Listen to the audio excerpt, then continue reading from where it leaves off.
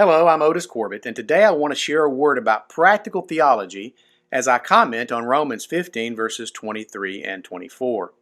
Now, we often think of Romans as an intensely theological book, and it is. If we assume that Paul did not write Hebrews, Romans is probably his greatest theological work. We would be mistaken, however, to ignore the many very practical sections in the book of Romans. For example, in Romans 8, Paul dealt directly with suffering. In Romans 12, Paul discussed our service to God. In Romans 13, Paul outlined true patriotism and what it meant to be a good neighbor. In Romans 15, Paul outlined the task of missions, church planting, and evangelism. And in Romans 16, Paul recognized faithful co-laborers in the cause of Christ.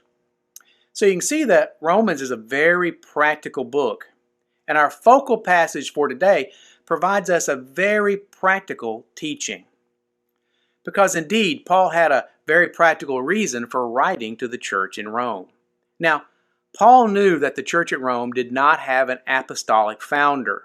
He wanted the Roman believers to have a solid foundation in the faith, but not just so that they could boast in their theological astuteness. In fact, Paul told them that one of the primary reasons he was writing to them was so that they could help him go to Spain on mission, which is certainly a very practical ministry activity. In Romans 15, verses 23 and 24, Paul told the church at Rome, "But now that there is no more place for me to work in these regions, and since I have been longing for many years to visit you, I plan to do so when I go to Spain.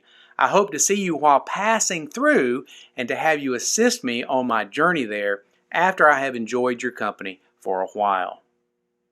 So Paul's reason for writing the church at Rome needs to inform and guide our own use of theology.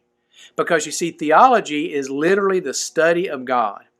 And because God is such a fascinating subject, people in past times have gotten so enthralled with the details of God's being and God's actions that they have lost focus and forgotten the purpose for which they try to learn more about Him.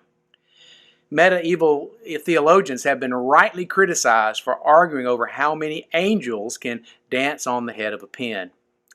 Even if one could discover such a number, how could that knowledge improve anyone's spiritual condition?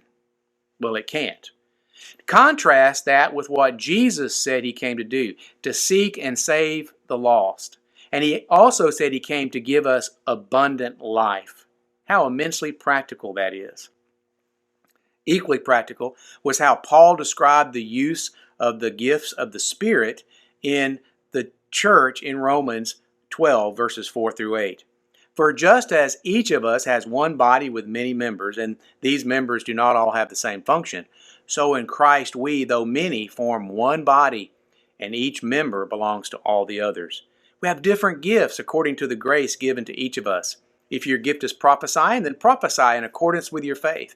If it is serving, then serve. If it is teaching, then teach. If it is to encourage, then give encouragement. If it is giving, then give generously. If it is to lead, then do so diligently. If it is to show mercy, do it cheerfully. Now, no doubt the book of Romans discusses many deep and intriguing spiritual truths, but these truths have a practical and beneficial application to our personal lives. We will be looking at several of these passages over the next few weeks.